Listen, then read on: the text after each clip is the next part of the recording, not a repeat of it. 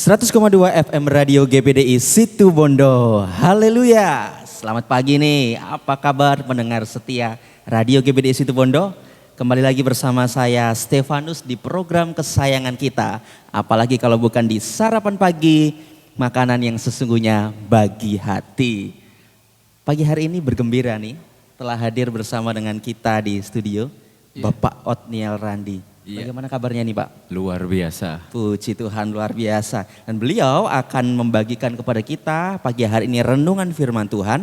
Maka dari itu jangan lewatkan satu detik pun berkat yang akan kita terima, yang akan menjadikan kekuatan bagi kehidupan kita sepanjang hari ini dalam kita melangkah mengiring Tuhan. Inilah sarapan pagi hari ini, selamat mendengarkan. Ya, terima kasih Saudara Oni.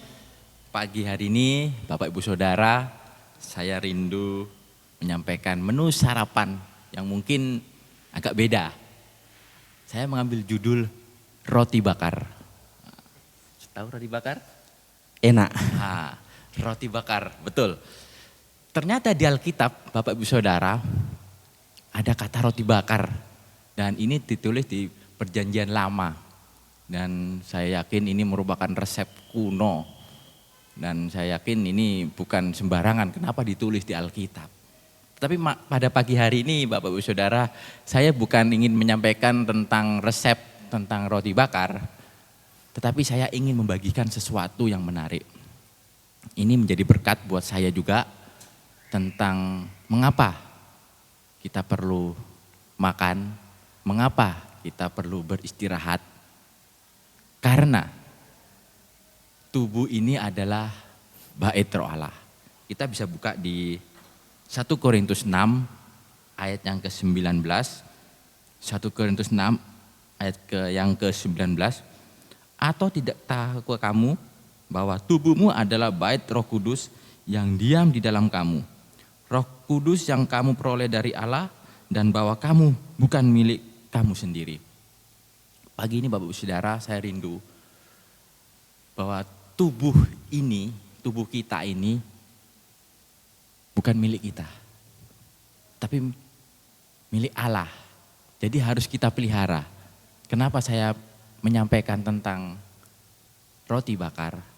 Saya ingin membagikan tentang hubungannya, tentang bagaimana kita memelihara hidup kita, memelihara tubuh ini.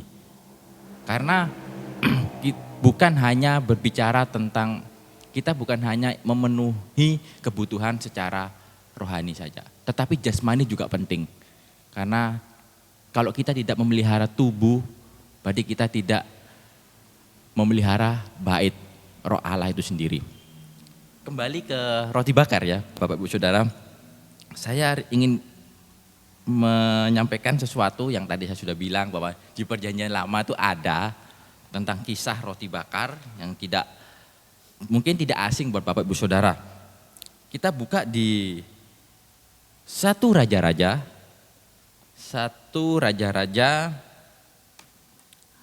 pasal 19 ayat. Nah, kalau di sini ceritakan tentang Nabi Elia ya Bapak Ibu Saudara. Nabi Elia itu kalau dikisahkan di sini dia sedang mengalami ketakutan. Kenapa kok bisa takut? Karena dia sedang dikejar-kejar oleh Ratu Isabel dan ingin dibunuh. Ya, di situ kisahnya begitu ya. Kita mau baca dimulai ayat yang ketiga. Mari kita baca. 1 Raja-Raja 19 yang ketiga. Maka takutlah ia, lalu bangkit dan pergi menyelamatkan nyawanya. Dan setelah sampai ke Betseba yang termasuk wilayah Yehuda, ia meninggalkan bujangnya di sana. Tetapi ia sendiri masuk ke padang gurun sehari perjalanan jauhnya. Lalu duduk di bawah pohon arar, kemudian ia ingin mati katanya. Cukuplah itu sekarang ya Tuhan, ambillah nyawaku, sebab aku ini tidak lebih baik daripada nenek moyangku. Nah, di sini ada kefrustasian daripada Elia ya Bapak Ibu Saudara. Di sini dikatakan dia sudah melakukan perjalanan sehari jauhnya. Nggak tahu ya dari sini sampai mana ya perjalanannya, dari mana kalau satu hari. Itu yang saya tidak bisa pikirkan. Akhirnya di ayat yang keempat tadi yang saya sudah bacakan, dia duduk di bawah pohon arar. Di situ dikatakan sampai dia frustasi ingin mati. Wah, betapa takutnya dia. Mungkin dia mengalami suatu ketakutan yang luar biasa di situ. Kita lanjut ke ayat yang kelima ya. Sesudah itu berbaring dan tidur di bawah pohon arar di itu. Tetapi tiba-tiba seorang malaikat menyentuh dia serta berkata kepadanya, bangunlah, makanlah. Ayat ke-6. Ketika ia melihat sekitarnya, ia di sini Elia ya, melihat sekitarnya, maka pada sebelah kepalanya ada roti bakar dan sebuah kendi berisi air. Lalu ia makan dan minum, kemudian berbaring pula. Wah, luar biasa. Ini roti bakarnya spesial, yang buat bukan manusia, tapi yang buat Allah, atau di situ ada malaikat. Nggak tahu tuh roti bakarnya isi selai atau isi apa, saya tidak ngerti pada saat itu. Tetapi yang menarik di sini Bapak Ibu Saudara, di saat Elia setelah mengalami tekanan, mungkin setelah melakukan perjalanan sehari, dia mungkin kecapean, bahkan lapar. Nah, kalau orang lapar, ya yang ada frustasi. Lapar melemahkan bahkan sampai ke keadaan rohani kita, psikolog kita bisa ikut down, bisa ikut turun. Ini yang dialami oleh Elia. Sehingga Tuhan tahu kelemahan Elia. Kita kenal Elia. Elia itu siapa? Dia berani melawan 400 nabi-nabi Baal. Dia sendirian. Tetapi hanya seorang Ratu Isabel, dia harus ketakutan. Kenapa dia bisa ketakutan? Saya yakin dia kelelahan sehingga dia harus lapar, dia harus istirahat di situ. Tadi dikatakan, nah Tuhan tahu kelemahan di situ. Tuhan datang dengan memberi roti, minum. Bahkan di situ dikatakan tadi setelah makan dia tidur lagi.